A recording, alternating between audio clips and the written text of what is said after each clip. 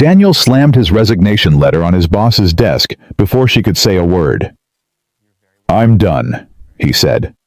"I won't let you destroy what we built." Victoria Hayes, CEO of one of the largest companies in Chicago, didn't flinch. She picked up the letter, read it slowly, and tore it in half. "You don't get to quit," she said. "Not after everything." 3 months earlier, Daniel had walked into a diner expecting a blind date. He was ready to leave after 20 minutes of waiting. Then the door opened and the most powerful woman he knew walked straight toward his table, holding a gift meant for him. "Comment your city below so I can see how far this story travels." Daniel checked his watch for the 11th time. 7:23. The date was supposed to arrive at 7. 23 minutes late. No text, no call, no apology. He wrapped both hands around his coffee mug, feeling the warmth seep into his palms. The mug had gone cold 10 minutes ago, but holding it gave him something to do. Something that made him look less like a man who'd been stood up. "Refill!" The waitress appeared beside him, coffee pot in hand. "No thank you." Daniel forced a smile. "I think I'll be leaving soon." She nodded, the kind of nod that said she'd seen this before. Men waiting. Women not showing. The eternal dance of disappointing first dates. Daniel pulled out his phone and scrolled through his messages. Nothing new, just the last text from Mark in accounting sent 2 days ago. "Trust me, my cousin is perfect for you. Just show up. You won't regret it." He was already regretting it. 53 years old, divorced for 6 years. 2 grown kids who called once a month if he was lucky. And here he was sitting in a diner on a Tuesday night waiting for a woman who couldn't be bothered to show up. This was Mark's fault. Mark with his endless optimism. Mark who believed everyone deserved love, even grumpy accountants who worked late and talked to no one. "She's not coming," Daniel muttered to himself. He reached for his wallet, ready to pay for the coffee he hadn't finished and the dignity he'd already lost. That's when the door opened. Daniel didn't look up at first. He'd looked up every time the door opened for the past 23 minutes. Each time disappointment. A couple arguing about parking. A teenager glued to his phone. An elderly woman shuffling toward the counter. But this time something shifted. The conversations around him seemed to quiet. Or maybe that was his imagination. Maybe he was just tired. He glanced toward the entrance. A woman stood just inside the doorway. She held a small red box tied with a gold ribbon. Her posture was perfect, shoulders back, chin level, like someone who'd spent years in rooms where weakness was noticed and remembered. She wasn't looking around nervously. She wasn't checking her phone. She simply stood there, scanning the room with calm, deliberate precision. Daniel's breath caught in his throat. He knew that face. Everyone in his building knew that face. Victoria Hayes, CEO of Meridian Industries. The woman whose signature appeared on his paychecks. The woman who could fire 300 people before lunch and still make it to her afternoon meeting. She was here, in this diner, holding a gift box. What the hell? Daniel's first instinct was to look away, to pretend he hadn't seen her, to shrink into his booth and pray she was meeting someone else, anyone else. But her eyes found him, and she smiled. Not the corporate smile he'd seen in quarterly presentations. Not the practiced expression she wore when shaking hands with board members. This smile was different, softer, almost nervous. She walked toward him. Daniel's heart hammered against his ribs. His mind raced through possibilities. Had he done something wrong at work? Was this some kind of test? A hidden camera show? A fever dream brought on by too much overtime? She stopped at his table. "Hi," she said.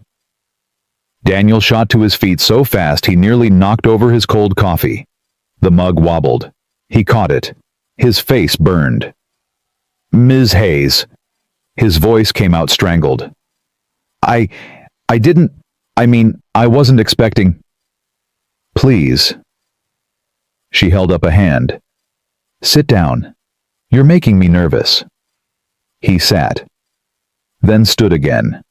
Then sat once more, feeling like a broken animatronic at a theme park. Victoria lowered herself into the booth across from him, placing the red gift box on the table between them. "I think there's been a mistake," Daniel said, his words tumbling out too fast. "I'm waiting for someone. A date. A blind date. So if you're here for—" "I know," she interrupted gently. "So am I." Daniel stared at her. "I'm sorry. I'm your blind date, Daniel." The words didn't compute. They bounced around his skull like pinballs, refusing to land anywhere that made sense.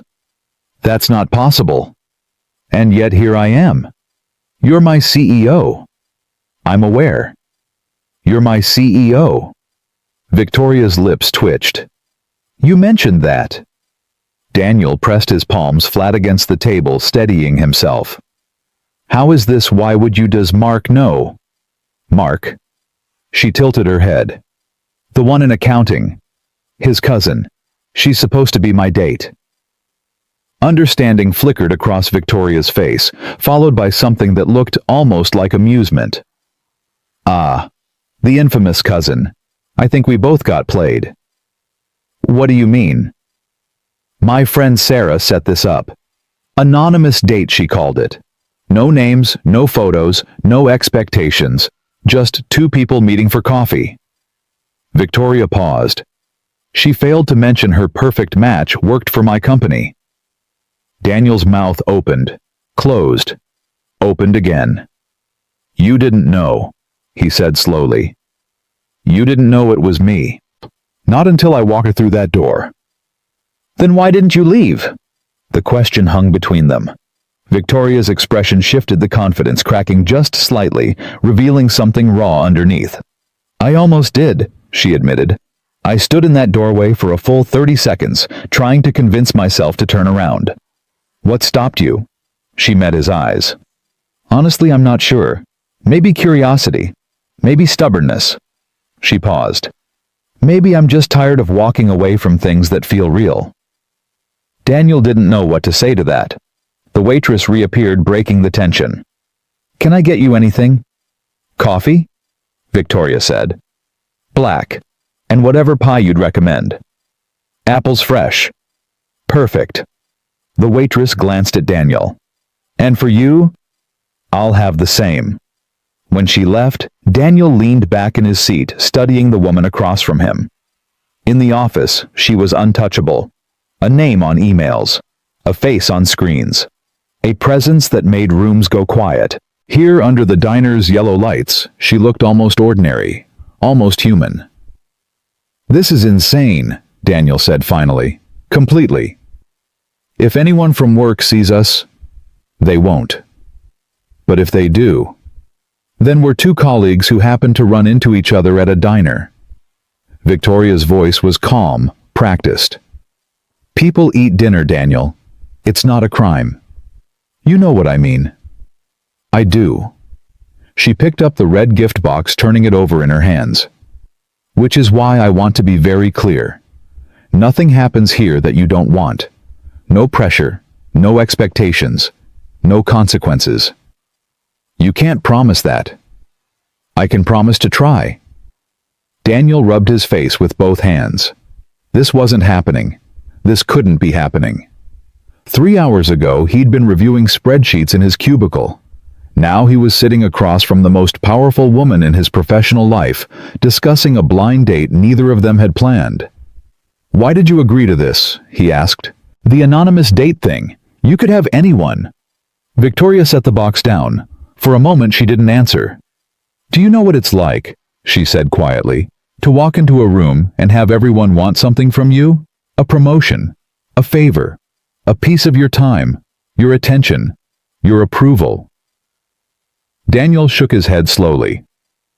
"It's exhausting," she continued. "Every conversation becomes a transaction. Every smile has an agenda. Every question is really a request." She paused. "I wanted one evening where none of that mattered, where I could just be me. And you picked a random blind date. I picked anonymity. I picked the chance to meet someone who didn't know my name or my net worth or my corner office." She smiled sadly. Clearly the universe had other plans. The coffee arrived. The pie followed. Neither of them touched it. I should go, Daniel said. Probably. This is inappropriate. Extremely. If HR found out, they'd have a field day. Daniel picked up his fork, then set it down. You're not helping. I'm not trying to help. Victoria wrapped her hands around her coffee mug, the same gesture Daniel had made earlier. I'm trying to be honest. You're right. This is complicated. Messy. Probably a terrible idea. Then why are you still sitting here? Because you are. The answer hit Daniel somewhere unexpected. Somewhere he'd bricked up years ago, after the divorce, after the empty apartment, after the kids stopped needing him. I don't understand you, he admitted. Most people don't. No, I mean... He struggled to find the words. In the office, you're intimidating, untouchable. People are terrified of you. I know. But right now you seem human. Yeah. Victoria laughed, a real laugh, not the polished one from shareholder meetings. It changed her entire face. I'll tell you a secret, she said. The intimidating thing, it's survival. When you're a woman running a company this size, you can't afford to be soft. You can't afford to hesitate. You definitely can't afford to admit you're lonely. Daniel's chest tightened. You're lonely. She didn't answer immediately. Instead, she pushed the red gift box toward him. Open it.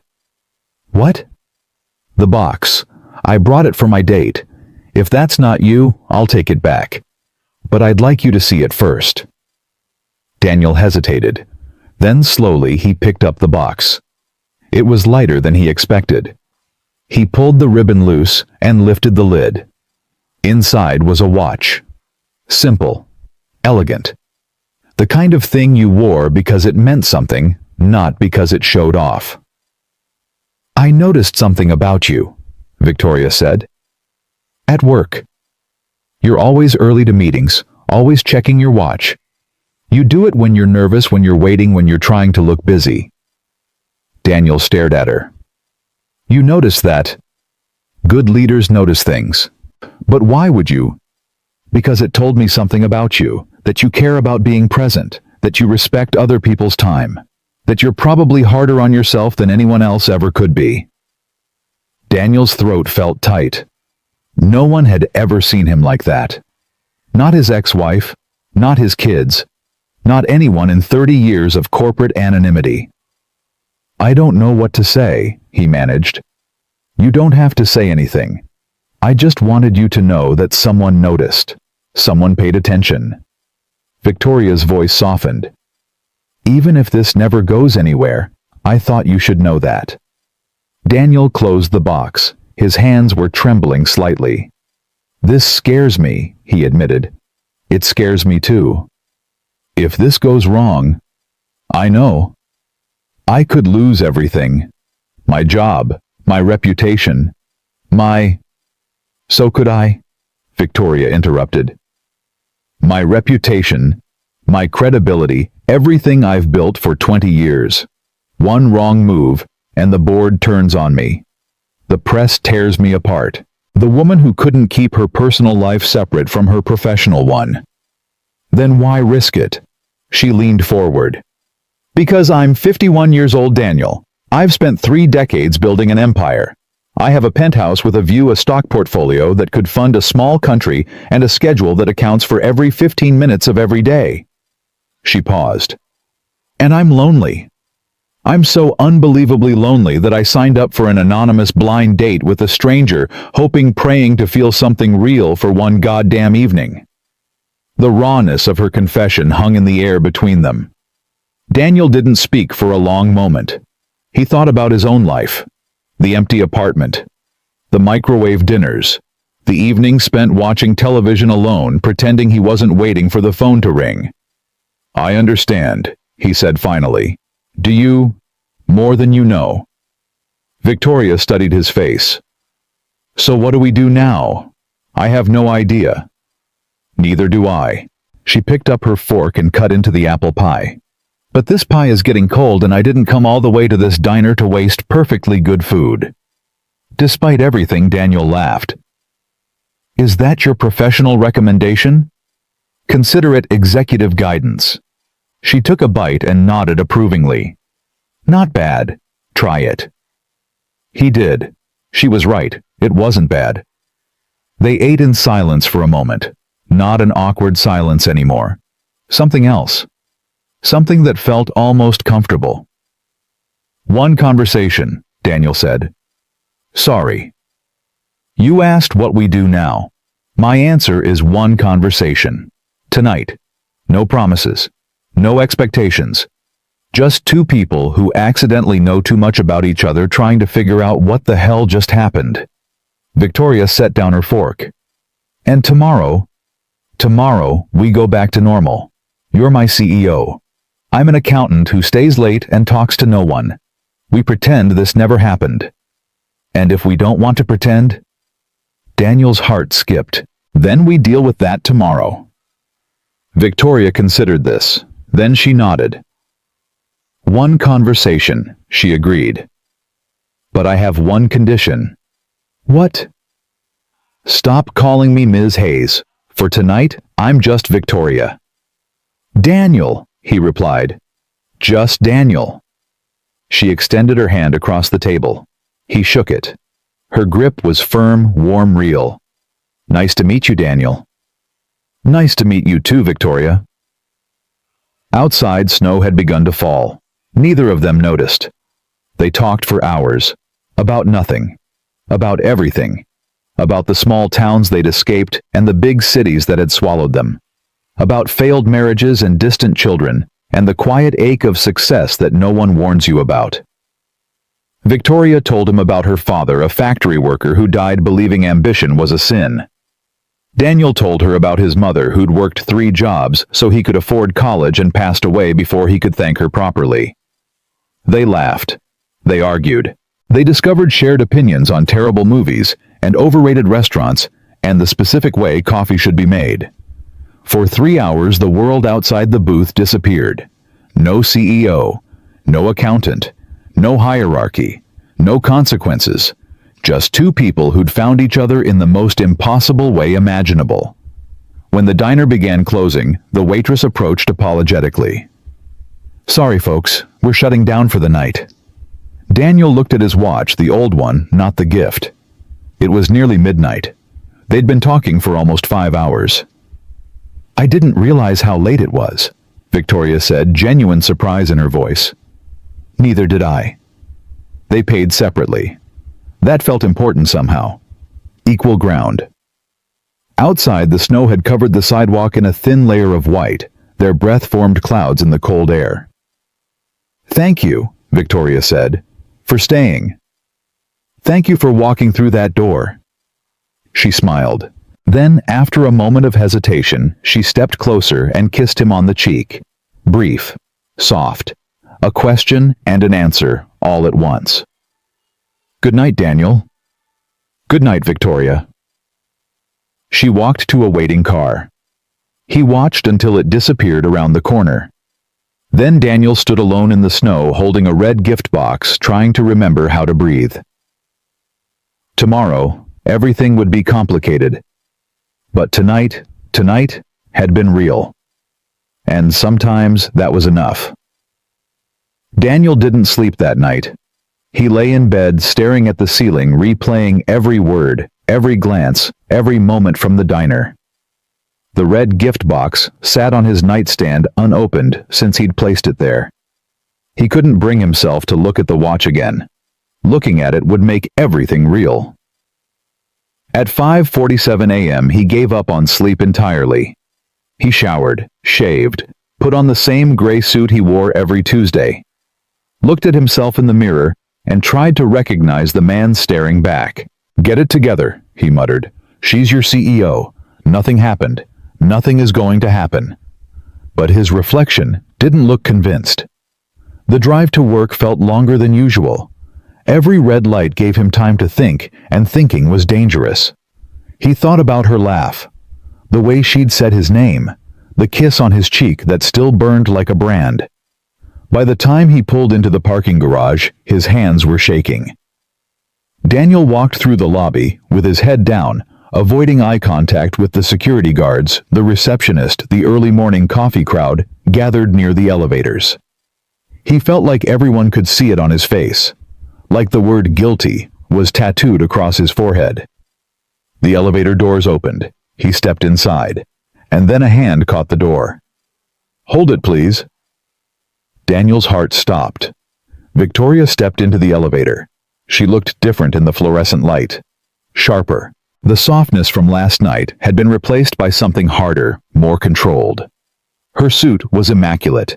Her hair was pulled back tight. Her expression revealed nothing. "Good morning," she said, not looking at him. "Good morning, Ms. Hayes." The doors closed. The elevator began to rise. Daniel stared straight ahead at the brushed metal doors. His reflection stared back pale and terrified. Next to him, Victoria's reflection was perfectly composed. 12 floors to go. "Sleep well?" she asked quietly. "No. Neither did I." 11 floors. "This is harder than I thought it would be," Daniel admitted. "I know. 10 floors. I keep waiting for someone to point at me and say they know." "They don't know anything." Victoria's voice was calm, professional. Anyone listening would hear a CEO making small talk with an employee. And they won't, unless we give them a reason to. 9 floors. "I don't know if I can do this." "Do what?" "Pretend. Act like last night didn't happen, like you're just my boss, and I'm just—" "Daniel." Her voice sharpened slightly, a warning. "Not here." He fell silent. The elevator stopped on the 8th floor. 2 women from marketing stepped in, chattering about a client presentation. They nodded respectfully at Victoria, barely glanced at Daniel. The remaining floors passed in excruciating silence. When the doors opened on 12, Victoria stepped out without looking back. "Have a productive day, everyone," she said. And then she was gone. Daniel rode the elevator down to his floor, his chest tight, his thoughts spiraling. This was impossible. He couldn't spend 8 hours a day pretending he hadn't held her hand across a diner table, pretending he didn't know about her father, her loneliness, her fear of dying alone in a penthouse full of expensive things and empty rooms. He sat at his desk and stared at his computer screen. Work. He needed to work. Numbers. Spreadsheets. The comfortable anonymity of data that didn't ask questions or make him feel things. His inbox chimed. New message from Victoria Hayes. Daniel's finger hovered over the mouse. He looked around. Nobody was watching. Nobody cared what the quiet accountant in the corner was doing. He clicked. The subject line was empty. The message contained only 2 words. "I'm sorry." Daniel read it 3 times. Then he hit reply. For what? The response came 30 seconds later. For making this complicated. For not walking away when I should have. For thinking I could have one normal evening without consequences. Daniel typed slowly, choosing each word carefully. I don't regret last night. I regret that it has to be a secret. A pause. Then, secrets are what I do best. Before Daniel could respond, another message appeared. Delete this thread. Use your personal phone if you need to reach me. My number is in the watch box. He stared at the screen. Then carefully he deleted the entire conversation. Emptied his trash folder, cleared his cache. His desk phone rang, making him jump. Daniel, you coming to the 9 o'clock? Mark's voice was annoyingly cheerful. The quarterly review. Yeah, I'll be there. You okay? You sound weird. I'm fine, just tired. Late night. Daniel almost laughed. Something like that. The quarterly review was held in the large conference room on the executive floor. Daniel had attended dozens of these meetings. They were predictable, boring, safe. Executives talked about numbers. Accountants like Daniel sat in the back and took notes that nobody would ever read. Today, nothing felt safe. He arrived early, taking a seat in the far corner. The room filled slowly. Department heads, senior managers, People whose names Daniel had never bothered to learn because they'd never bothered to learn his. At exactly 9 o'clock, Victoria walked in. She commanded the room without saying a word. Conversations stopped. Chairs straightened. Phones disappeared into pockets. "Good morning, everyone," she said, taking her place at the head of the table. "Let's keep this efficient. I have a board call at 11. The meeting began. Slides appeared on the screen. People talked about margins and projections and strategic initiatives. Daniel took notes mechanically, his pen moving across the page, while his mind stayed fixed on the woman at the front of the room. She didn't look at him. Not once. Her eyes moved across the assembled faces, acknowledging people asking questions, challenging assumptions. But they never landed on Daniel's corner. He told himself that was good. Professional. Exactly what they'd agreed to. It still hurt. 45 minutes into the meeting, the CFO raised a question about a discrepancy in the Q3 numbers. A small error in the Eastern region's reporting. "Who handled the Eastern audit?" Victoria asked. Silence. "That would be me," Daniel heard himself say. Every head in the room turned toward him, including hers. "Daniel Carter," he added because suddenly he wasn't sure anyone knew his name. "Senior accountant." Victoria's expression didn't change. "Walk us through the discrepancy." His mouth went dry. This was exactly what he'd feared. Being seen. Being noticed. Being forced to stand in front of the woman who'd kissed his cheek 12 hours ago and pretend she was just his boss. But he was good at his job. That at least hadn't changed. Daniel stood, walked to the front of the room, explained the error, a misclassified expense that had been corrected in the final report, but not in the preliminary summary. "It's a formatting issue," he concluded. "The numbers are accurate. The presentation was flawed." "And this won't happen again?" Victoria asked. "No, ma'am." Their eyes met. Just for a second. Just long enough for him to see something flicker behind her professional mask. "Good," she said. "Thank you, Daniel. Let's move on." He returned to his seat. His heart was pounding so hard he was sure everyone could hear it. After the meeting, Daniel retreated to his desk and tried to focus on work. He lasted about 20 minutes. Then he pulled out his personal phone and opened the watch box. Inside, tucked beneath the watch, was a small card. Handwritten. A phone number and 3 words. "When you're ready." Daniel stared at the number for a long time.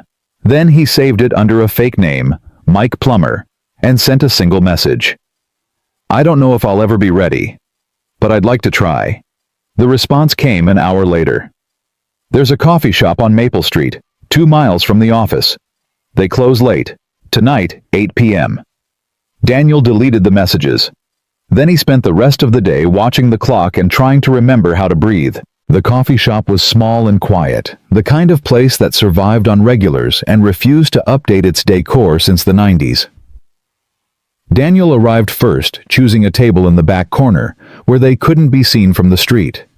Victoria arrived at exactly 8, wearing jeans and a simple sweater. No power suit. No armor. She looked younger somehow, or maybe just tired. "You came?" she said, sliding into the seat across from him. "Did you think I wouldn't? I wasn't sure." She ordered a tea when the waitress appeared. Daniel stuck with coffee. "Today was hard," she admitted once they were alone. "In that meeting, watching you stand up there knowing what I know. I almost threw up. You hit it well. Years of practice." Daniel wrapped his hands around his mug. "My ex-wife used to say I had the emotional range of a filing cabinet." Victoria smiled. "She sounds charming." She had her moments, mostly at the end when she was telling me everything I'd done wrong. "What happened, if you don't mind me asking?" Daniel considered the question. It wasn't something he talked about. Ever. But something about Victoria made him want to be honest. "I worked too much," he said. "I was there physically, Every dinner, every school play, every family vacation. But I wasn't present. My mind was always somewhere else. On spreadsheets. On deadlines. On being so good at my job that no one could ever fire me. And she got tired of competing with your work. She got tired of losing. Daniel took a sip of his coffee. By the time I realized what was happening, it was too late. The kids were grown. The marriage was dead. And I was 53 years old with nothing but a corner desk and a retirement fund. Victoria was quiet for a moment. Do you regret it? Every day. Then why did you keep working? Why not retire? Travel, start over. Because working is all I know. The admission came out rougher than he intended. Take away my job and what's left? A man who doesn't know how to talk to his own children, who eats dinner alone every night, who spent so long being invisible that he forgot how to be seen. Victoria reached across the table and touched his hand. Just briefly. Just enough. I see you, she said. Daniel looked at her. Really looked. Past the CEO, past the intimidating reputation, past the walls she'd built just as high as his. Why me? He asked. Out of everyone in that company, everyone in this city, why did you stay when you saw it was me? I told you, I was tired of walking away. That's not a real answer. Victoria withdrew her hand. She wrapped it around her teacup instead, staring into the steam. When I was 32, she said slowly, I was engaged. His name was Robert. He was kind, patient, everything I should have wanted. And I left him 3 weeks before the wedding. Why? Because I was terrified of being vulnerable, of needing someone, of letting another person see the parts of me I'd spent years hiding. She paused. I told myself I was choosing my career. That love was a distraction I couldn't afford. And I've spent 20 years proving myself right. And now I'm 51. I have everything I thought I wanted, and I've never been more alone. Her eyes met his. When I saw you in that diner, I recognized something. The same exhaustion, the same walls, the same desperate hope that maybe, just maybe, there was still time to get it right. Daniel felt something crack inside him, something he'd kept locked away for years. I'm scared, he admitted. So am I. I don't know how to do this. The secrecy, the pretending, the constant fear of being discovered. Neither do I. Victoria's voice was steady, but her hands were trembling slightly around her cup. But I know I don't want to walk away, not this time. What if it destroys us? What if it doesn't? The question hung in the air between them. Heavy, dangerous, hopeful. One day at a time, Daniel said finally. That's all I can promise. That's all I'm asking. They stayed at the coffee shop until closing, talking about everything and nothing, learning each other's rhythms, fears, dreams. When the waitress finally kicked them out, they stood in the parking lot, neither wanting to leave. Same time tomorrow? Victoria asked. I'll be here. She kissed him. Not on the cheek this time. A real kiss. Brief, but certain. Good night, Daniel. Good night, Victoria. He watched her drive away. Then he stood alone in the empty parking lot, feeling something he hadn't felt in years. Hope. The weeks that followed were the strangest of Daniel's life. By day, he was invisible. The quiet accountant in the corner. The man who arrived early left late and spoke only when spoken to. He attended meetings where Victoria commanded the room, and he watched her from the back without letting anything show. By night, he was someone else entirely. They met in secret places. Coffee shops in other towns. Restaurants where no one from the company would go. Once they drove 2 hours to have dinner in a city where nobody knew their names. They talked about everything. Their childhoods, their failures, their regrets. Daniel told her about his son, who'd stopped calling after the divorce. Victoria told him about her mother who died, believing Victoria had wasted her life chasing success instead of family. She was wrong, Daniel said. Was she? You built something that matters, That's not a waste. It feels empty sometimes. Everything feels empty when you don't have someone to share it with. Victoria looked at him with something he couldn't quite name. And now it feels a little less empty. At work they maintained perfect distance. Professional, cordial. Two people who barely knew each other. But the distance was getting harder to maintain. In meetings, Daniel caught himself watching her. The way she tucked her hair behind her ear when she was thinking. The way her jaw tightened when someone gave a weak excuse. The way she smiled, really smiled when something genuinely amused her.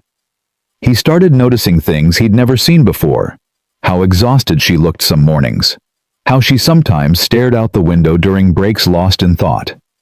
How she carried the weight of 5,000 employees on shoulders that never seemed to rest. And he noticed that she was watching him too. Small glances across crowded rooms. A slight nod when they passed in the hallway. The briefest brush of fingers when he handed her a report. Each moment was a risk. Each moment was everything. People are going to notice, Daniel said one night.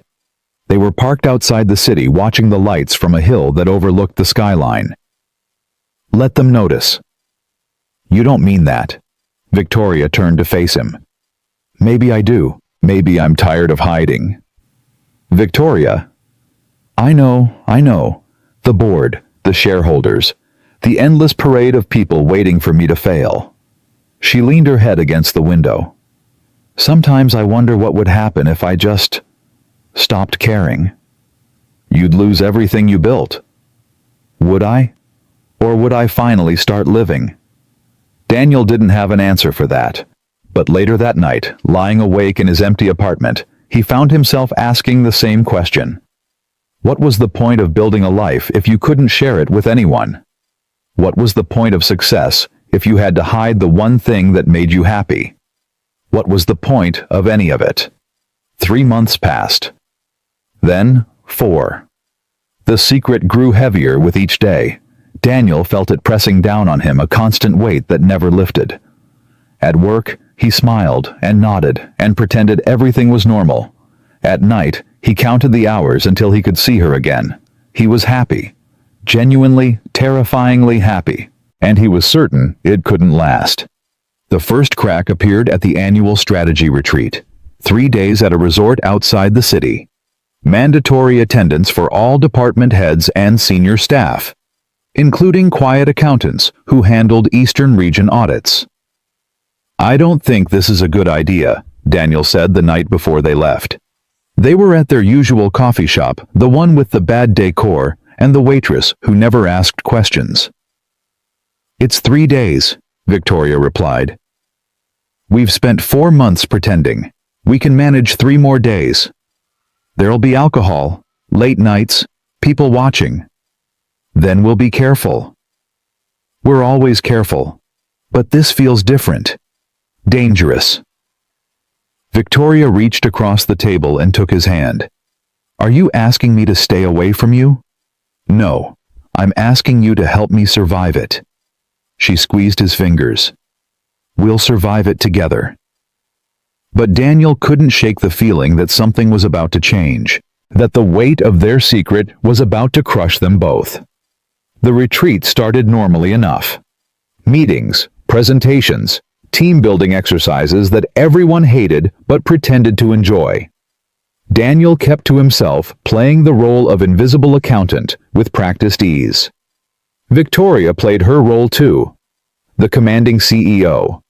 The untouchable leader. The woman who shook hands and remembered names and never let anything slip. But on the second night the cracks began to show. There was wine. Too much wine. And whispers. Daniel noticed them first. Conversations that stopped when he walked by. Glances that lingered a moment too long. 2 women from HR huddled in a corner looking at him and then at Victoria, their expressions speculative.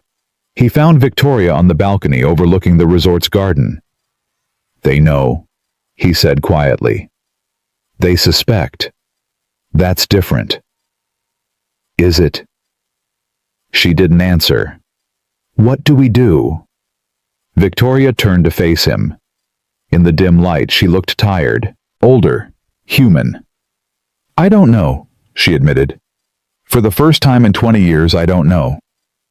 Daniel wanted to touch her, to hold her, to tell her everything would be okay, but they weren't alone. They were never alone. "Whatever happens," he said, "I don't regret this. Any of it." "Neither do I." They stood there for a moment longer, two people on the edge of everything. Then Victoria straightened her shoulders, fixed her expression, and walked back inside. Daniel stayed on the balcony watching her go. He didn't know it yet, but the next morning would change everything. The knock came at 7:14 a.m.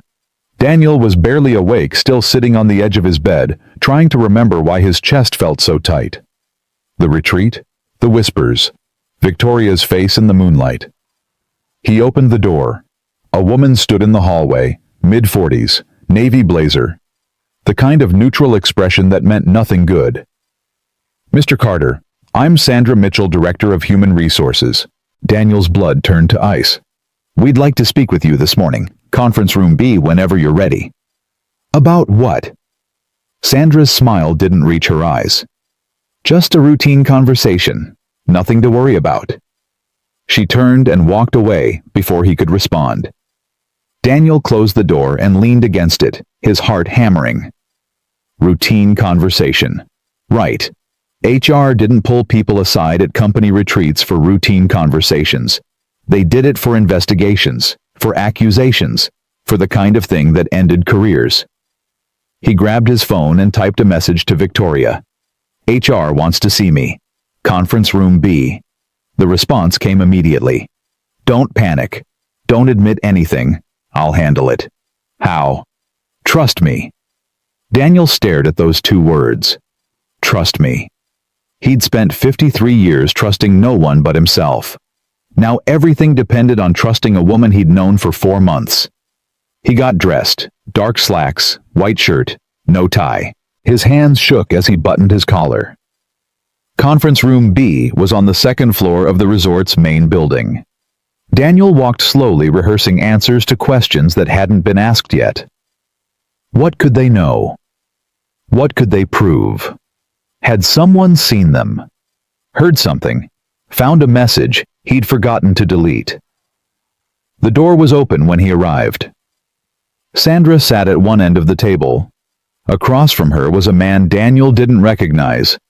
Gray hair, expensive watch, the kind of face that had delivered bad news to thousands of people. "Mr. Carter, please sit down." Daniel sat. "This is Richard Greer, outside counsel for the company." A lawyer. They'd brought a lawyer. "Am I in some kind of trouble?" Daniel asked. "That depends on you," Richard said.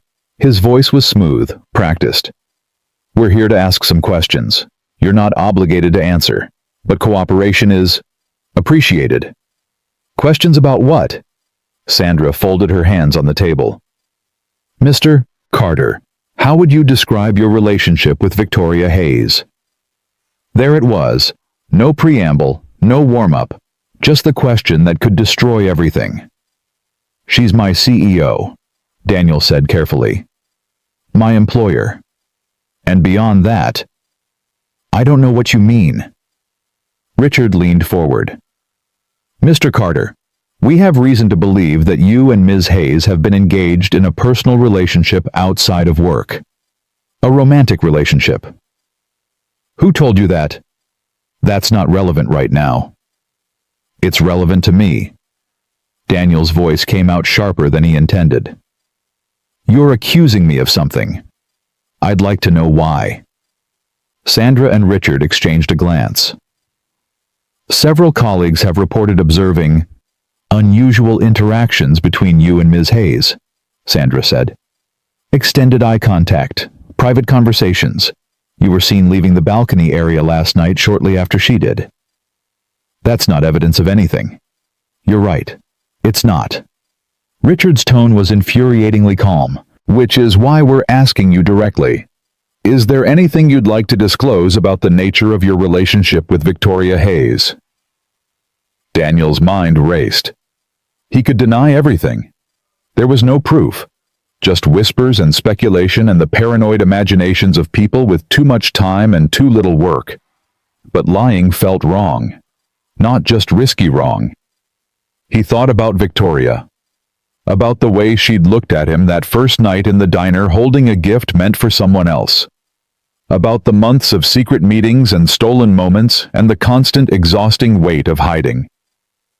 He thought about what she'd said on the balcony. Maybe I'm tired of hiding. Mr. Carter, Sandra prompted. Do you have anything to say? Daniel took a breath, then another, and then he made a decision that would change everything. Yes, he said. I have something to disclose. The words came out slowly at first, then faster. The blind date, the diner, the months of secret meetings, the coffee shops, the late-night conversations, the feelings that had grown from something unexpected into something real. He told them everything. Sandra's expression remained neutral throughout. Richard took notes. Neither interrupted. When Daniel finished, silence filled the room. Thank you for your honesty, Sandra said finally. We appreciate your cooperation. What happens now? Now we speak with Ms. Hayes. Daniel's stomach dropped. She doesn't know I'm here. She doesn't know I've told you anything. We'll handle it appropriately. Please. Daniel leaned forward. Whatever consequences come from this, they should fall on me. I'm the one who... Mr. Carter. Richard's voice cut through. Ms. Hayes is the CEO of this company. She has a fiduciary responsibility to shareholders and a duty to maintain professional standards. If what you've told us is accurate, she's the one who failed to meet those obligations. That's not fair. Fair isn't our concern. Policy is. Daniel wanted to argue, to fight, to throw himself between Victoria and whatever was coming. But there was nothing left to say. Sandra stood. You're free to go. We ask that you don't discuss this conversation with anyone until the matter is resolved. And Victoria. Ms. Hayes will be contacted shortly. Daniel walked out of conference room B feeling like he'd just detonated a bomb. His legs were unsteady. His vision blurred at the edges. He'd told the truth, and the truth was about to destroy them both. The next 2 hours were the longest of Daniel's life. He sat in his room staring at his phone waiting for a message that didn't come. He thought about calling Victoria, warning her. But what would he say? I confessed everything, good luck. At 10:43 a.m., there was another knock at his door. This time it was Victoria. She walked in without waiting to be invited. Her face was pale. Her hands were shaking slightly, but her voice was steady. They told me what you said. Victoria, I'm sorry. I didn't know what else to do. They knew. They already knew and I couldn't. Daniel. She held up a hand. Stop. He stopped. I'm not angry with you. You should be. Maybe. But I'm not. She sat on the edge of the bed. For the first time since he'd met her, she looked small, fragile. I knew this day would come. I've been preparing for it since that first night at the diner. What happens now? Now the board gets involved. Emergency session. Probably tomorrow. She laughed, but there was no humor in it. Merry Christmas to the shareholders. They can't fire you. You built that company. They can do whatever they want. I serve at their pleasure. She looked up at him. I always knew that. I just thought I'd have more time. Daniel sat beside her, close enough to touch but not touching. Not yet. I'll resign, he said. If that helps. If that makes this go away. It won't. Then what can I do? Nothing. The word came out flat, final. This isn't about you, Daniel. It's about me. About a woman who should have known better, who did know better and did it anyway. Don't do that. Do what? Blame yourself. We both made choices. We both knew the risks. You didn't know all of them. Victoria's voice hardened. I'm the CEO. I had power over your career, your livelihood, your future. In their eyes, you were vulnerable. I was predatory. That's not what this was. It doesn't matter what this was. It matters what it looks like. Daniel reached for her hand. She let him take it. I don't care what it looks like, he said. I care about what it is. And what it is the realest thing I've felt in 20 years. Victoria's eyes glistened. She blinked and a single tear slid down her cheek. I care about you, she whispered. More than I should. More than I ever expected. Then we fight this together.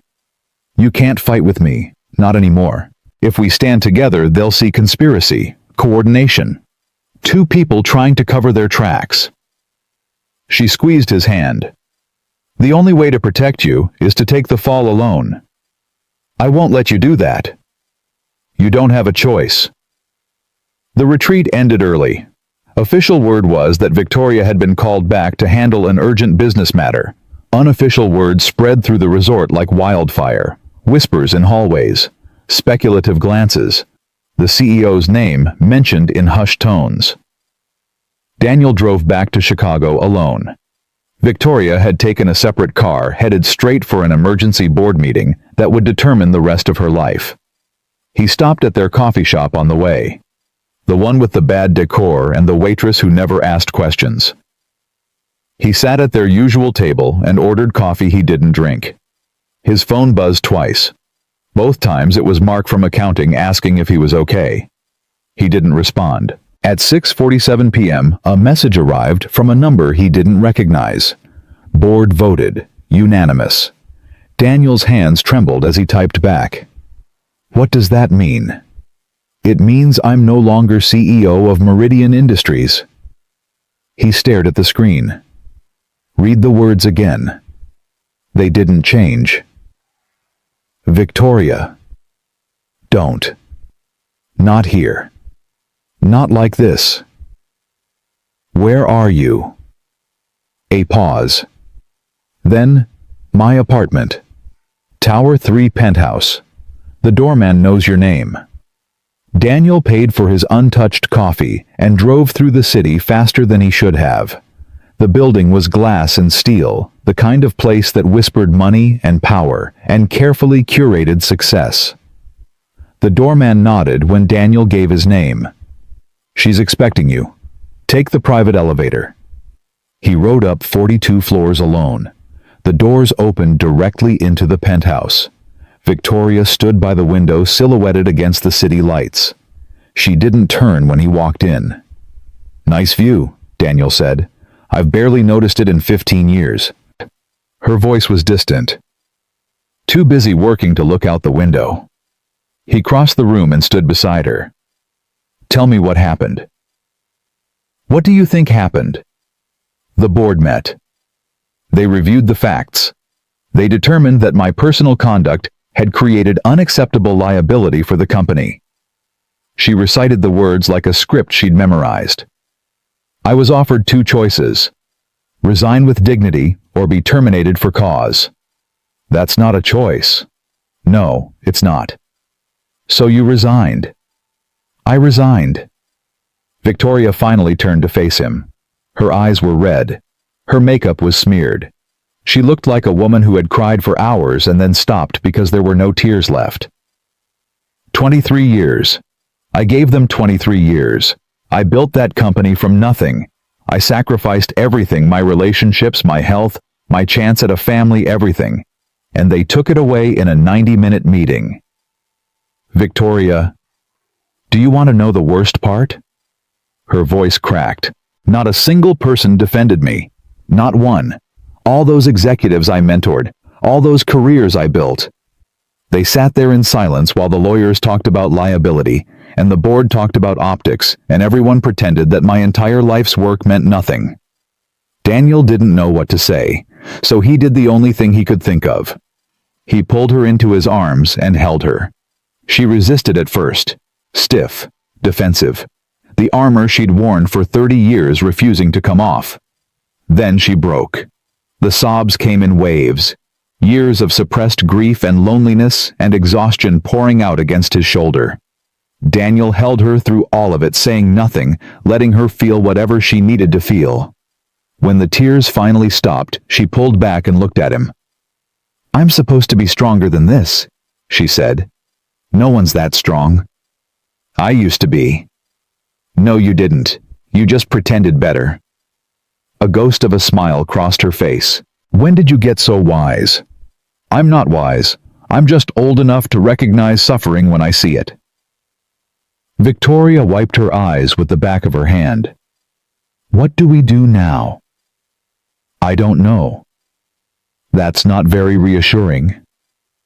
"I'm not trying to be reassuring. I'm trying to be honest."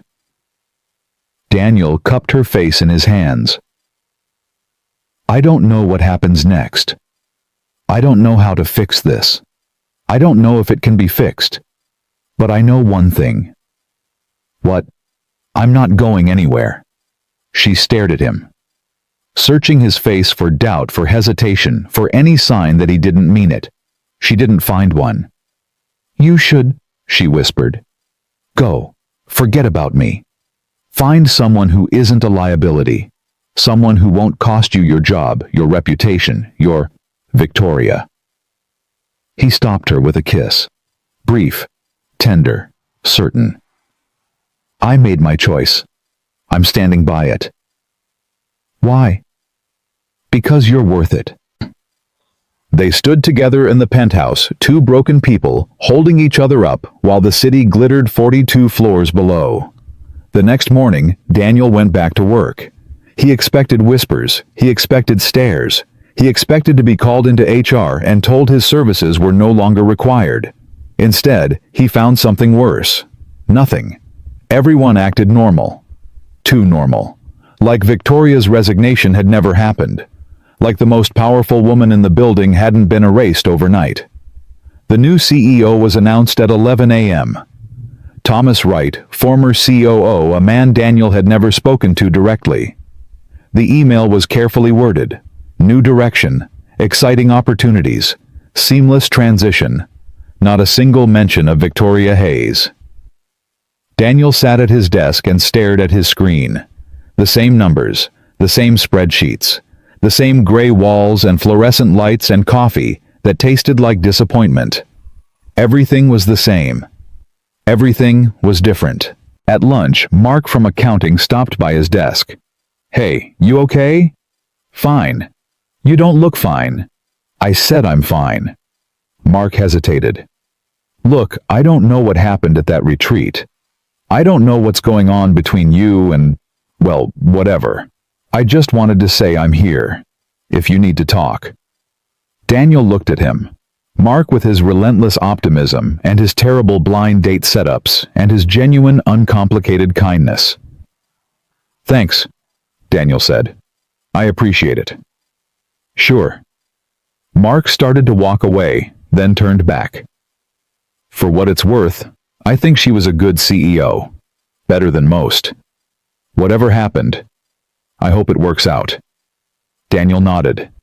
He didn't trust himself to speak. That evening, he drove to Victoria's penthouse. The doorman let him up without question. She was sitting on the couch, still in the same clothes as yesterday. A bottle of wine sat on the coffee table, half empty. "You came back," she said. "I told you I would. I thought you might change your mind, in the light of day, away from all this." Daniel sat beside her. "I didn't." "Why not?" "Because I'm in love with you." The words hung in the air. Victoria went very still. "Daniel." "I know it's fast. I know it's complicated.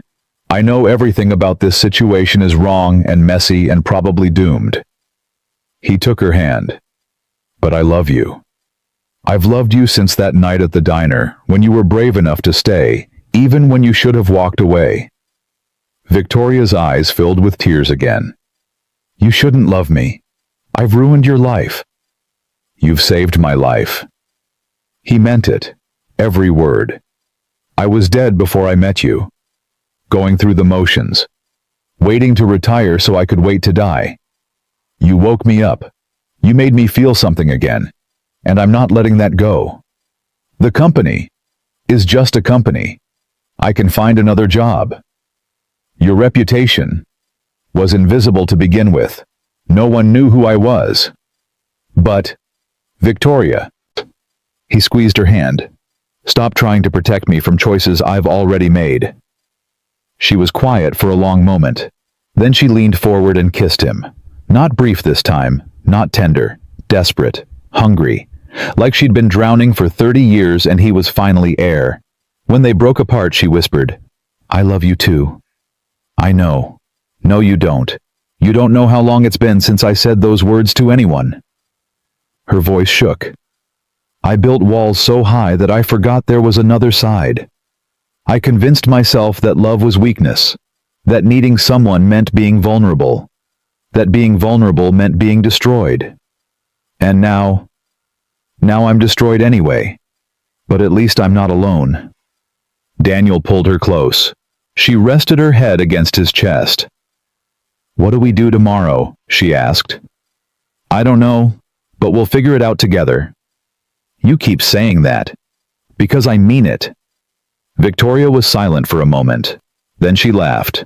A real laugh, exhausted and ragged and somehow still beautiful. You know what's funny? I spent my whole career planning for everything. Contingencies for contingencies. I had backup plans for my backup plans. And I never planned for this. For you. She looked up at him. You weren't in any of my spreadsheets, Daniel Carter. Good. Spreadsheets are boring. You're an accountant. I know. That's how I know they're boring.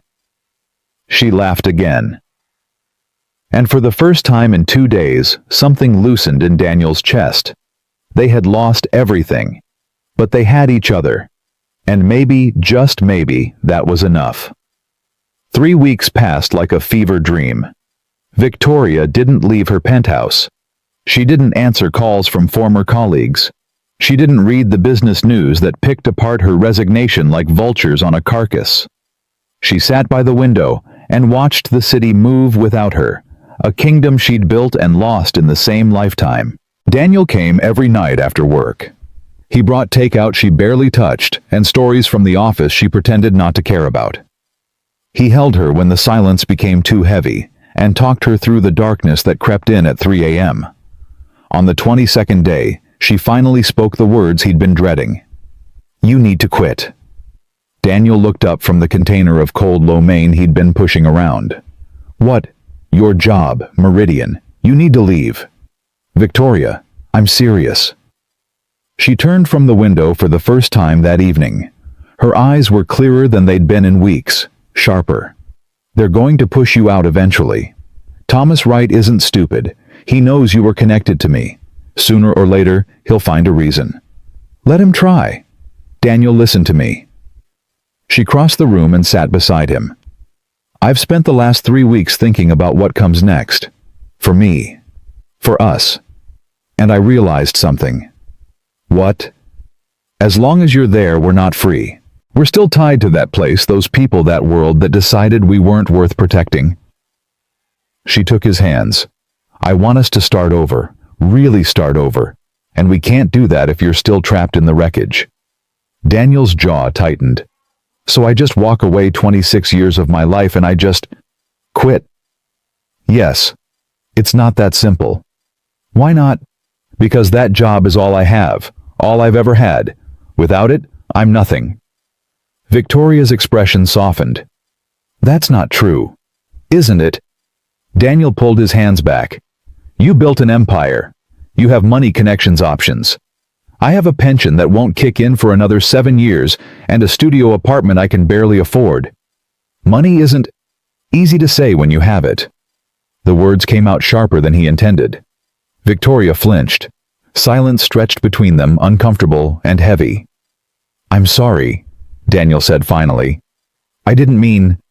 Yes, you did. Victoria's voice was quiet. And you're right. I have resources you don't. That's not fair. It's never been fair. She stood and walked back to the window. But I'm not asking you to quit because I want to control your life. I'm asking because I love you. And I can't watch them slowly destroy you the way they destroyed me. They didn't destroy you, didn't they? She laughed, but there was no humor in it. Look at me, Daniel. I haven't left this apartment in 3 weeks. I've built nothing, accomplished nothing. I wake up every morning and spend an hour remembering that everything I worked for is gone. That's temporary. Is it? Daniel stood and crossed to where she stood. He put his hands on her shoulders, turning her gently to face him. Listen to me, he said. You are not destroyed. You are not finished. You are the strongest person I've ever met, and you're going through the worst thing that's ever happened to you. That's different. It doesn't feel different. I know, but it will. He cupped her face in his hands. And when you're ready to rebuild, I'll be right there with you. Whether I'm working at Meridian or flipping burgers at McDonald's. A reluctant smile tugged at her lips. You'd be a terrible burger flipper. Probably, but I'd try. She leaned into his touch. I don't want you to sacrifice your career for me. It's not a sacrifice if I choose it. Daniel? Let me think about it, okay? Give me a few days. This is a big decision. Victoria nodded. Okay. A few days. But Daniel already knew what he was going to do. He'd known since the moment he walked into that HR meeting and told the truth. The resignation letter sat in his desk drawer for 3 days before he found the courage to deliver it. He wrote it by hand. Old-fashioned maybe, but it felt right. Some things deserved more than a typed email and a digital signature. On the morning of the 4th day, Daniel put on his best suit, the one he'd worn to his interview 26 years ago, and drove to the office one last time. The security guard nodded as he walked in. The receptionist smiled. The elevator played the same terrible music it had played for a decade.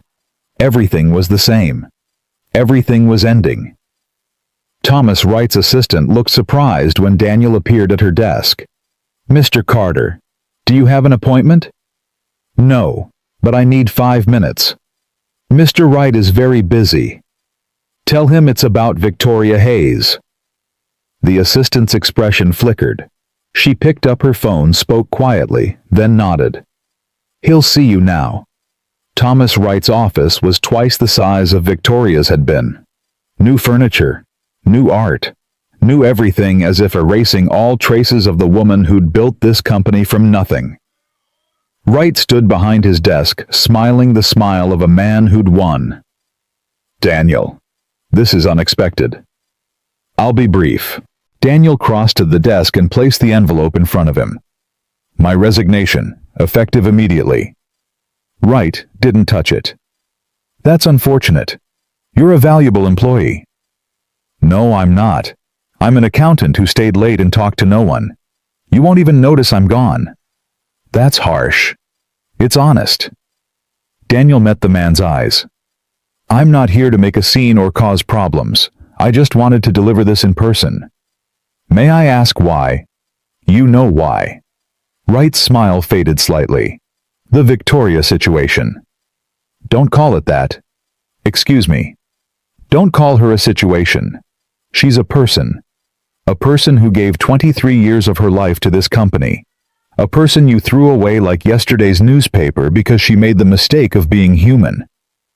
That's not what happened. That's exactly what happened. Daniel's voice stayed level, but his hands were shaking. I was there. I saw her face when she realized no one was going to defend her.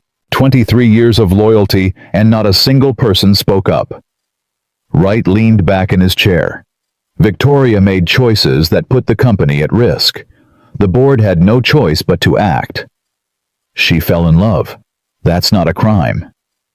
It is when you're the CEO and the object of your affection is a subordinate. I wasn't her subordinate. I was an accountant in a different department. We never even spoke at work. The optics. Damn the optics. Daniel slammed his palm on the desk. Wright startled. You didn't fire her because of optics. You fired her because she was a woman who dared to have a personal life. If she'd been a man, you would have given her a slap on the wrist and a 6-month leave of absence. That's not true. We both know it is. Silence filled the office. Wright's jaw tightened. Is there anything else? He asked coldly. Just one thing. Daniel straightened his jacket. When this company starts to fail, and it will because you don't have half the vision she had, I want you to remember this moment. Remember that you had a chance to keep her, to work something out. And you chose ego over excellence. Are you finished? I'm finished. Daniel turned and walked out of the office. He didn't look back. The elevator ride down felt different this time. Lighter. Like he was shedding a skin he'd worn for too long. 26 years. Gone in 5 minutes. And he didn't regret a single word. Victoria was waiting when he got back to the penthouse. She stood by the door, arms crossed, face tense. Well, Daniel held up his empty hands. I'm unemployed. You actually did it. I actually did it. How do you feel? Daniel considered the question. He expected to feel scared, lost, adrift in a world that had always been defined by his job, his cubicle, his carefully maintained invisibility. Instead, he felt free. Terrified, he admitted, and relieved, and kind of hungry. Is there any of that lo mein left? Victoria stared at him for a moment. Then she laughed, a real laugh, the first he'd heard in weeks. You're insane, she said. Probably. You just threw away your career. I know. For me. For us. He crossed to her and pulled her into his arms. I told you, I'm not going anywhere. Daniel? I know it's scary. I know we don't have a plan. I know everything is uncertain and messy, and probably a disaster waiting to happen. He pulled back to look at her. But I also know that I'm exactly where I want to be, with exactly who I want to be with. Victoria's eyes glistened. I don't deserve you. Too bad. You're stuck with me. She kissed him then. Deep. Real. The kind of kiss that says everything words can't. When they finally broke apart, she whispered, What do we do now? Now we figure it out. Together. You keep saying that. Because I keep meaning it. Victoria took his hand and led him to the couch. They sat together, shoulders touching, looking out at the city that had chewed them up and spit them out. I've been thinking, she said slowly, about what comes next. And I think I need to leave Chicago. Daniel felt his stomach drop. Leave? Not forever, just for a while. Get away from all of this. The whispers, the gossip, the constant reminders of what I lost. She turned to face him. There's a place in Vermont, a small town where my grandmother grew up. I used to visit as a kid before everything got complicated. Vermont. I know it sounds crazy. The former CEO of a major corporation hiding out in rural New England. She smiled sadly. But I need to breathe, Daniel. I need space to figure out who I am without the title, without the corner office, without everyone watching and waiting for me to fail. How long?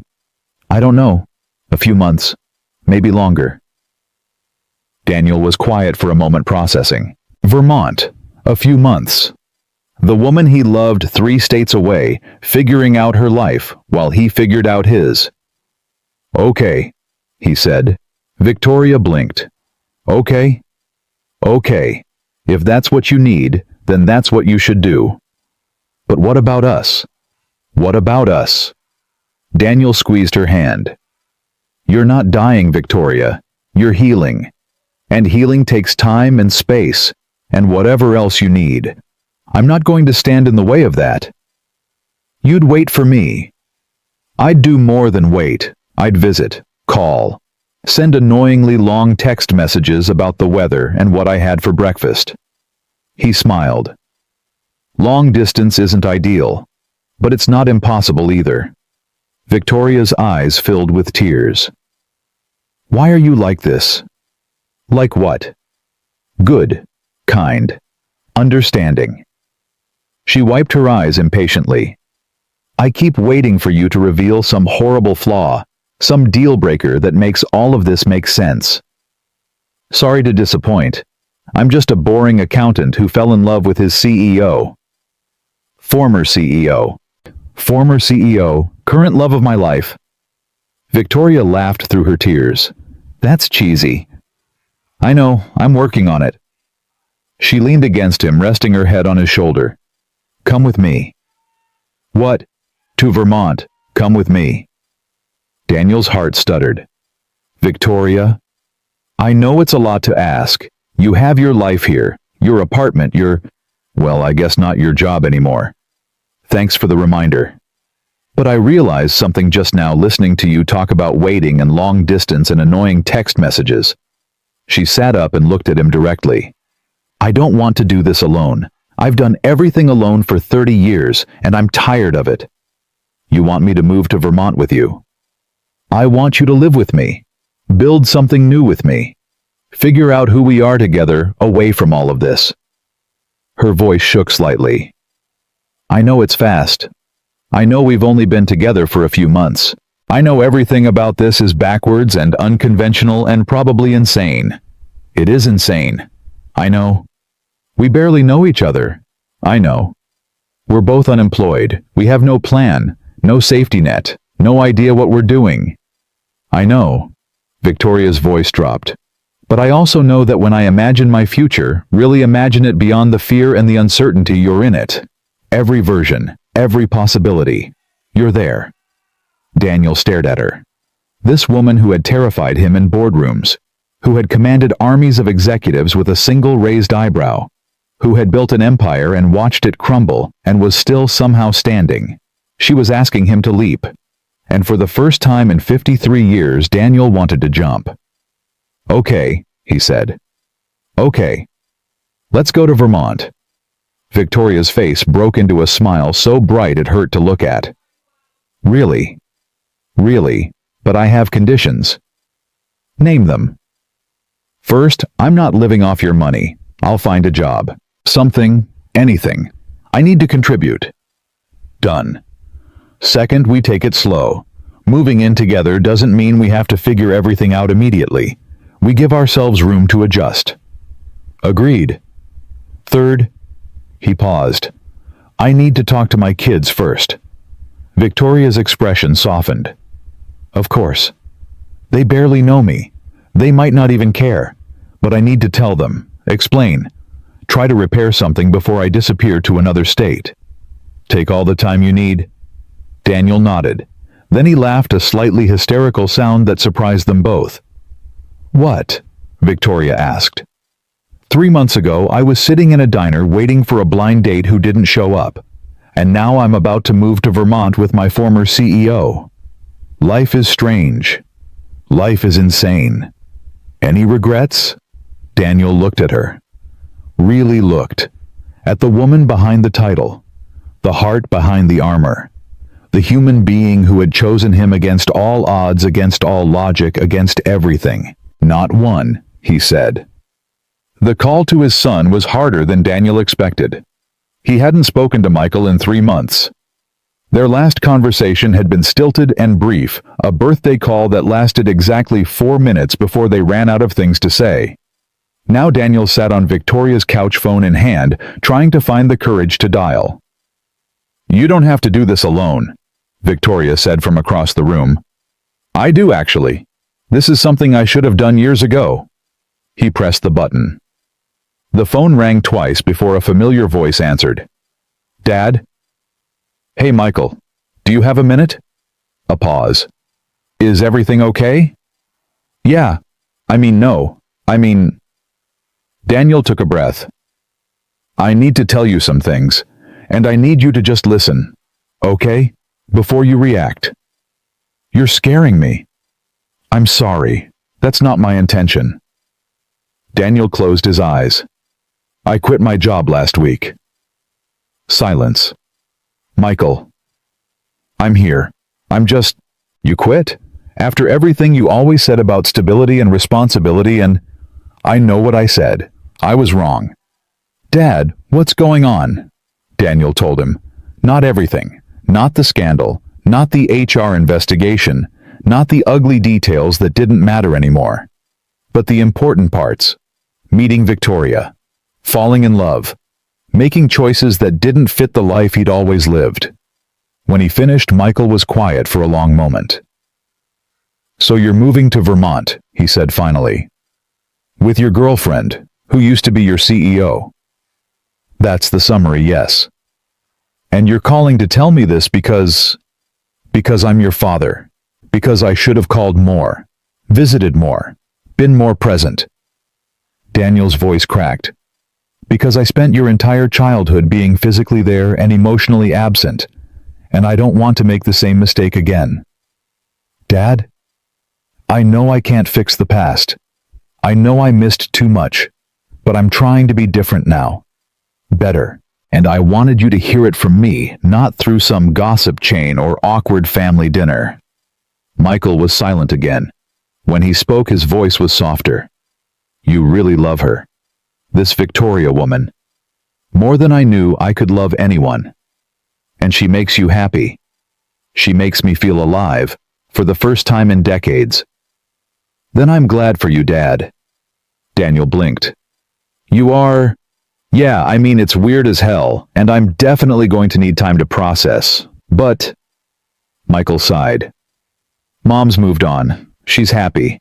I always wondered if you would too, and now you are. So, yeah, I'm glad." "I don't know what to say."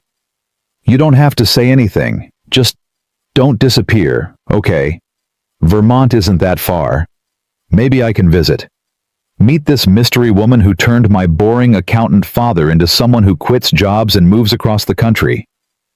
Daniel laughed, tears streaming down his face. "I'd like that." "Me too. I love you, Michael. I don't say it enough, but I do." "I know, Dad. I love you too." When Daniel hung up, Victoria was standing in the doorway watching him with soft eyes. "Good?" she asked. "Better than good?" He wiped his face. "He wants to meet you." "That's terrifying." "Join the club." She crossed to him and sat beside him, taking his hand. "I called a realtor today," she said. "Found a place in Vermont. Small farmhouse on 3 acres. Nothing fancy. But it has a view." "You actually looked at views this time?" "I'm trying new things." She smiled. "There's room for an office. Maybe you can do freelance accounting, or consulting, or something entirely different." "Like what?" "I don't know. Whatever you want, that's the point." She squeezed his hand. "For the first time in our lives, we get to choose." Daniel looked at her, at this woman who had turned his world upside down, who had cost him everything he thought he wanted, and given him everything he actually needed. "When do we leave?" he asked. "Next week, if you're ready." "I'm ready." Victoria kissed him softly. "Then let's go build something new." The next 7 days were a blur. Daniel packed up his apartment in 3 boxes. 26 years of corporate life and everything that mattered fit in the trunk of his car. He donated the furniture, canceled the utilities, stood in the empty living room one last time and felt nothing but relief. Victoria handled the penthouse the same way, efficient, detached, ready to let go. "Do you want to keep any of this?" Daniel asked, gesturing at the expensive art and designer furniture. "No, it was never really mine anyway. It was hers." Hers. The CEO, the persona, the woman I pretended to be for 30 years. Victoria looked around the room. "She lived here. I'm going somewhere else." On the morning they left, the sun was just rising over Chicago. Daniel stood by his car, watching the city wake up one last time. Victoria joined him, 2 cups of coffee in hand. "Saying goodbye?" she asked. "Something like that." "Any regrets?" Daniel thought about it. 26 years, the cubicle, the spreadsheets, the careful invisibility that had kept him safe and slowly killed him.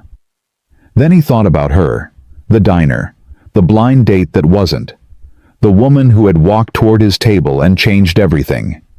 "Not one," he said. They got in the car. Daniel behind the wheel, Victoria beside him, the open road ahead. And for the first time in 53 years, Daniel Carter drove toward something instead of away from it. The farmhouse was smaller than the photos suggested. Daniel stood in the driveway, bags at his feet, staring at the weathered wooden structure that would become their home. The paint was peeling in places. The porch sagged slightly on one side. A rusted weather vane creaked in the wind. "It needs work," Victoria said beside him. That's one way to put it. The realtor called it charming with character. The realtor was a liar. Victoria laughed, that real laugh he'd grown to love. "Come on, let's see the inside." The inside was better. Hardwood floors that groaned with history. A fireplace big enough to sit in. Windows that let in more light than Daniel had seen in years of fluorescent office existence. "The kitchen needs updating," Victoria said, running her hand along the dated countertops. "And the bathroom is basically from 1972, but the bones are good." "You sound like you know what you're talking about." "I watched a lot of HGTV during my depression spiral." She turned to him with a small smile. "What do you think?" Daniel looked around. At the dust motes floating in the afternoon sun. At the ancient appliances and faded wallpaper, and everything that was wrong and imperfect, and absolutely nothing like the life he'd left behind. "I think it's perfect," he said. The first month was the hardest. They had no routines, no structure, no external demands, telling them when to wake up, what to do, who to be. After decades of corporate schedules and mandatory meetings, and the relentless rhythm of work, the silence was disorienting. Daniel found himself waking at 5 a.m., his body convinced there was somewhere he needed to be. He'd lie in bed staring at the ceiling, listening to Victoria breathe beside him, trying to remember that nothing was required of him anymore. "You're doing it again," Victoria murmured one morning, her eyes still closed. "Doing what?" "Thinking too loud. I can hear you worrying from here." "Sorry." She rolled over and looked at him. "What is it today?" "I don't know. Everything. Nothing." He rubbed his face. "I feel useless." "You're not useless." "I haven't done anything productive in 3 weeks." "Productivity isn't the only measure of worth," says the woman who built a billion-dollar company. Victoria propped herself up on one elbow. "That woman doesn't exist anymore. Remember?" Daniel sighed. "I know. I'm just adjusting." "So adjust slower." She leaned over and kissed his forehead. "We have time now. That's the whole point." But time, Daniel discovered, was harder to fill than he expected. He tried reading, couldn't focus, tried cooking, burned everything, tried fixing the porch, nearly put a nail through his hand. Victoria found him sitting on the damaged porch steps, sucking his bleeding thumb, looking defeated. "Bad day?" she asked. "I'm an accountant. I work with numbers. Why did I think I could work with wood?" "Because you wanted to contribute." "I wanted to not be completely worthless." Victoria sat beside him. "Daniel, look at me." He looked. "You are not worthless. You have never been worthless. The fact that you don't know how to swing a hammer doesn't change who you are." "And who am I, without the job, without the routine, without something to do?" "You're the man I love." Her voice was firm. "You're kind. You're patient. You're the only person in 30 years who looked at me and saw a human being instead of a title." She took his injured hand gently. "That matters more than any porch." "The porch still needs fixing." "Then we'll hire someone. That's what money is for." Daniel managed a weak smile. "I thought we weren't living off your money." "We're not. We're living off our money. Yours and mine, together." She squeezed his hand. "That was the deal, remember, partners?" "Partners," he repeated. "So stop trying to prove something and start figuring out what actually makes you happy. The porch can wait." What made Daniel happy, he discovered over the following weeks, was surprisingly simple. Morning coffee on the sagging porch, watching the mist rise over the fields. Long walks through town learning the names of shop owners who didn't know or care who they used to be. Evenings by the fire, reading books he'd been meaning to read for decades. And Victoria, always Victoria. He learned her rhythms in ways he never could have in Chicago. The way she hummed while making breakfast.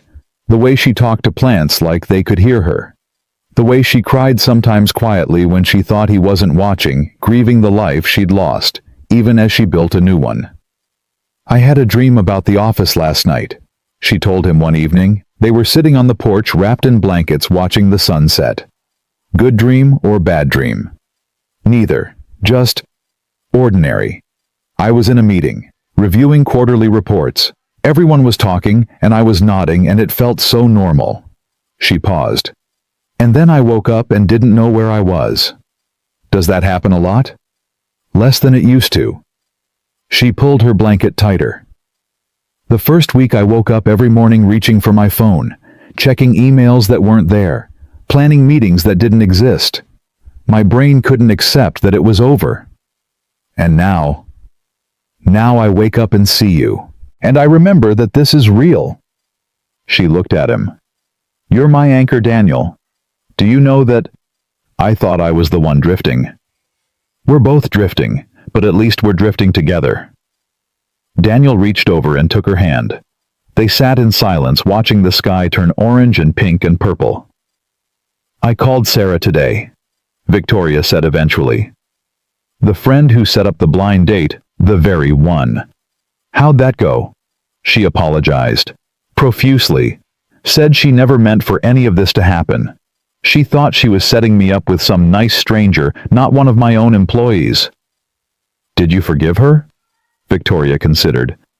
I thanked her. Thanked her? If she hadn't meddled, I never would have walked into that diner. Never would have seen you sitting there looking like the loneliest man in the world. Never would have taken the risk that changed everything. So you're grateful for the chaos. I'm grateful for you. The chaos was just the delivery method. Daniel lifted her hand to his lips and kissed it. I'm grateful too. For Sarah. For the cold coffee. If that waitress had been faster with the refill, I might have left before you arrived. Victoria laughed. Saved by slow service. The universe works in mysterious ways. 2 months into their Vermont life, Daniel got a call he didn't expect. He was in town buying groceries when his phone rang. Chicago area code. Unknown number. Hello. Mr. Carter. This is Sandra Mitchell, from Meridian Industries. Daniel's stomach dropped. Ms. Mitchell. I hope I'm not catching you at a bad time. What can I do for you? A pause. This is somewhat awkward. I'm calling because we made a mistake. A mistake. Several mistakes, actually. Thomas Wright resigned last week. The board discovered some irregularities in his handling of company funds. Nothing criminal, but enough to lose confidence. Another pause. In reviewing his tenure, some of us have had to reckon with how we handled the situation with Ms. Hayes. Daniel leaned against his car, groceries forgotten. I'm listening. There's a growing sentiment that she was treated unfairly. That the punishment didn't fit there wasn't even a crime, was there? Just a relationship between two consenting adults who happened to work for the same company. Why are you telling me this? Because the board would like to extend an invitation, to both of you, to return to Meridian. Daniel almost laughed. Return. Ms. Hayes's position has been offered to 3 candidates since she left. All declined. Her reputation in the industry remains strong. Many believe the company's recent struggles stem directly from her departure. Sandra's voice softened. We want her back, Mr. Carter, and we're willing to make significant concessions to make that happen. Have you contacted her directly? We tried. She's not returning our calls. Can you blame her? No, which is why I'm calling you. I thought perhaps you might be willing to deliver the message. Daniel stood in the parking lot, phone pressed to his ear, mind racing. 6 months ago, this call would have meant everything. Vindication, justice, the chance to go back and reclaim what was lost. Now looking at the small-town street around him, the mountains in the distance, the life he and Victoria were building together, it felt like a message from another world. "I'll tell her," he said finally. "But I already know what she's going to say." Victoria was in the garden when he got home. She'd started growing vegetables badly at first, but with increasing success. Something about nurturing living things seemed to heal a part of her that corporate life had damaged. "You're back late," she said, not looking up from the tomato plants she was watering. "Did you get the bread?" "I got a phone call." Something in his voice made her stop. She turned, watering can still in hand. "From who?" "Sandra Mitchell, HR director at Meridian." Victoria's expression didn't change, but her grip on the watering can tightened. "What did she want?" "Thomas Wright is out. The board is scrambling. They want you back." Silence. Victoria set down the can slowly. "They want me back," she repeated. "As CEO. Full reinstatement. They're willing to negotiate whatever terms you want." "Why?" "Because the company is struggling without you. Because they realize they made a mistake. Because apparently your reputation still matters more than their pride." Victoria turned away, looking out at the mountains. Daniel couldn't read her face. "When I was 25, she said quietly, "I made a promise to myself that I would build something that mattered, something that would last, something that would prove I wasn't just another small-town girl with big dreams and no future. You did that. I did. And then I lost it." She took a breath, "And now they're offering to give it back." Daniel moved closer but didn't touch her. "What do you want to do?" "I don't know." "That's okay. You don't have to decide right now." Victoria turned to face him. Her eyes were bright with unshed tears. 6 months ago I would have jumped at this. No hesitation. That company was my identity, my purpose, my reason for existing. She gestured at the garden, the farmhouse, the quiet life they'd built.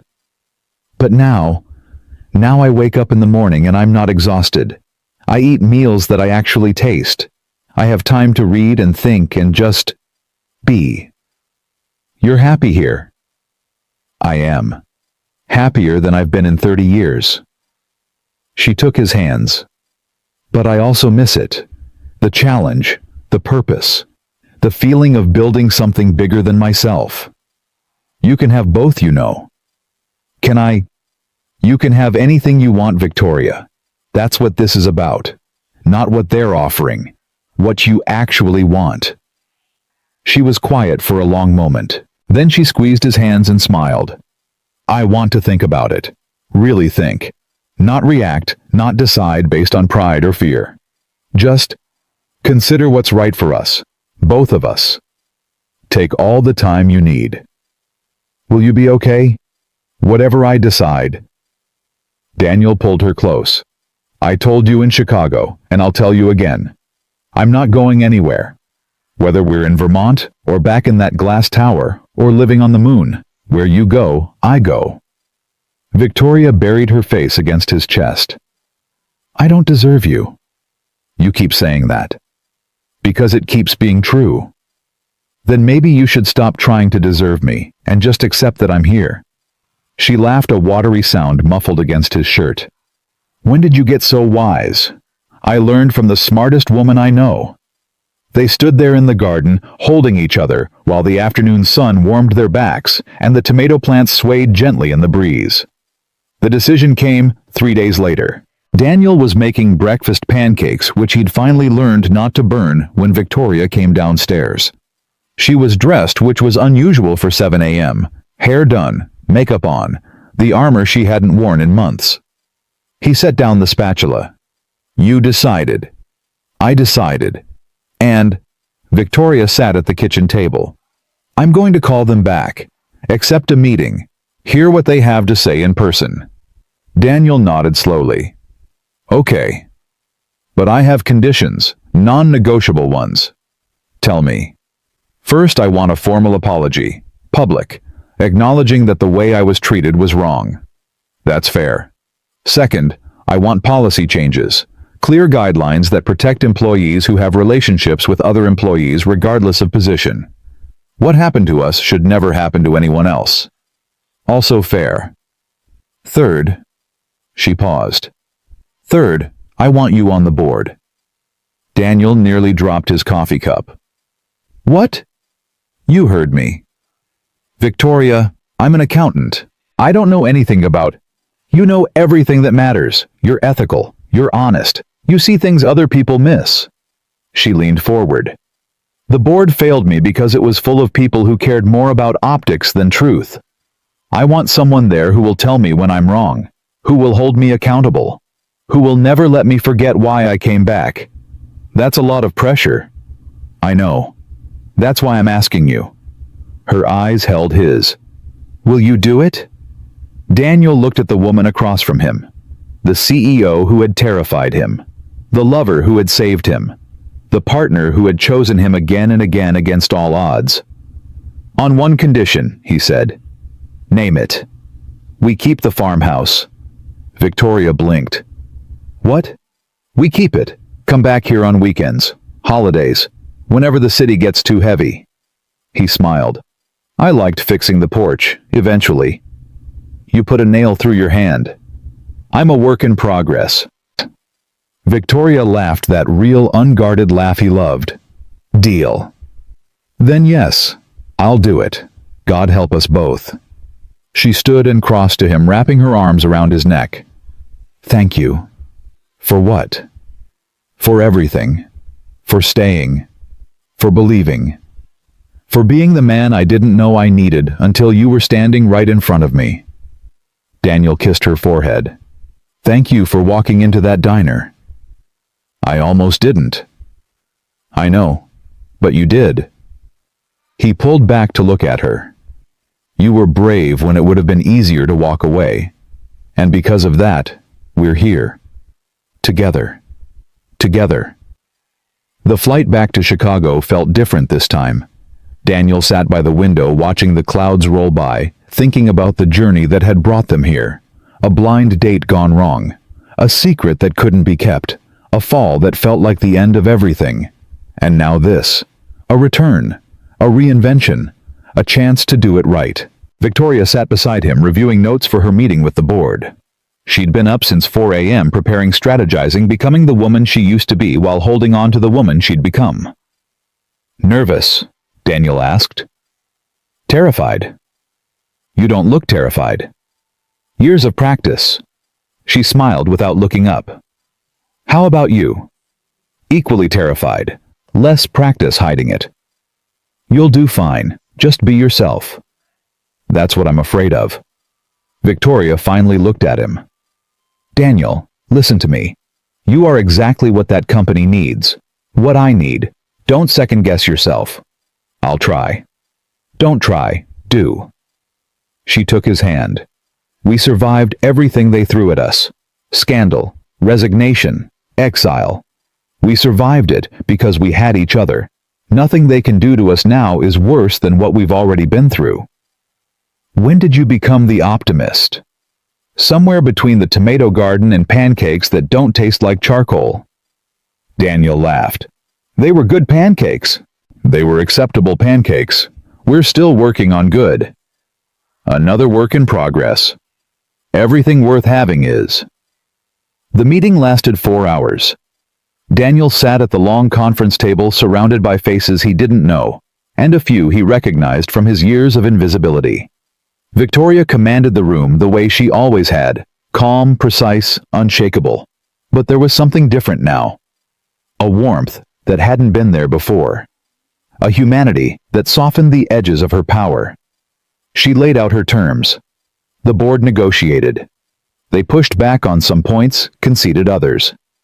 It was a dance Daniel had never been part of before, and watching Victoria lead it was like watching a master artist at work.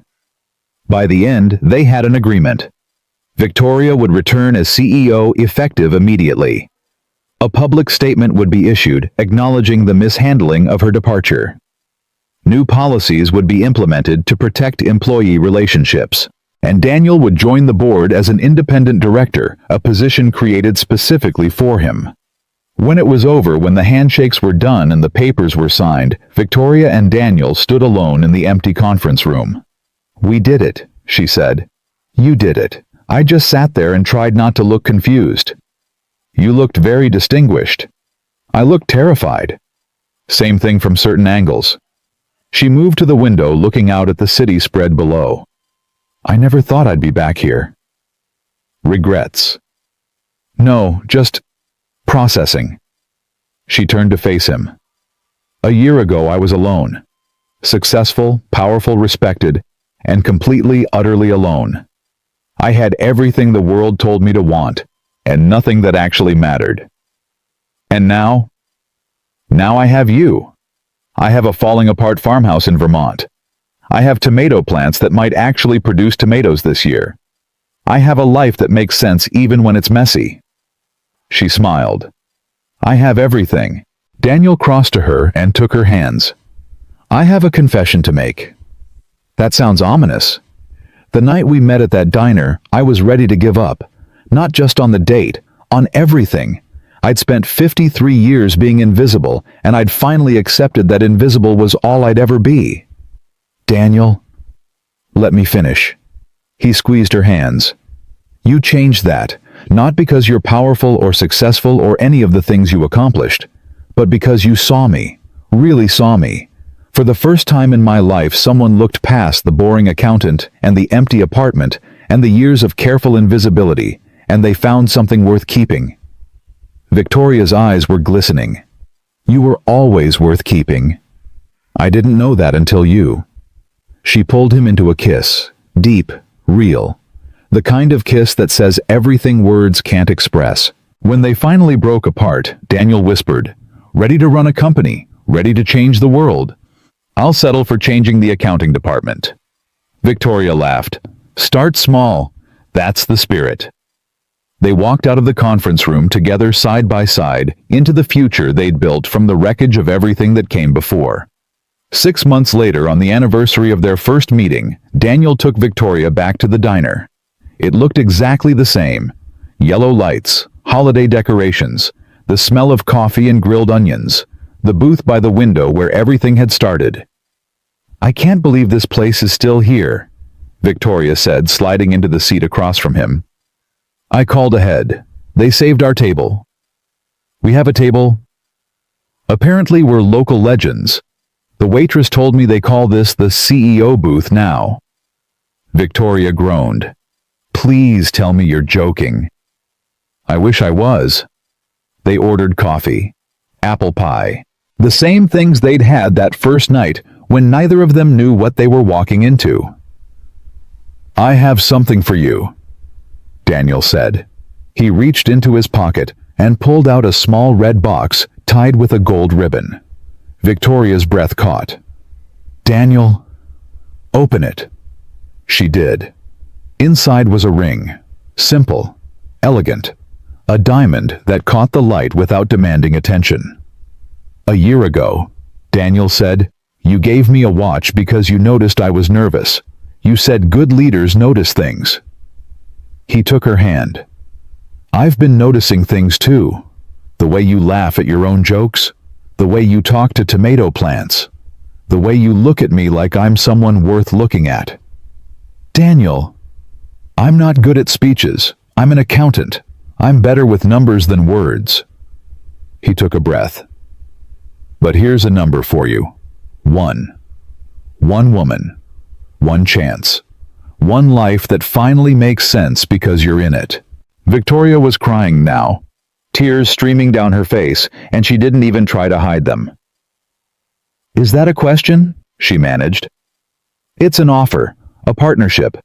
The kind that doesn't have an exit clause or a board review or any conditions except one." "What's the condition?" "That we keep choosing each other, every day, no matter what." Victoria looked at the ring, at the man across from her, at the diner where her life had changed in ways she never could have predicted. "Yes," she whispered. "Yes. Yes. 1,000 times yes. To all of it. The partnership. The choosing. The rest of our lives." Daniel slid the ring onto her finger, It fit perfectly.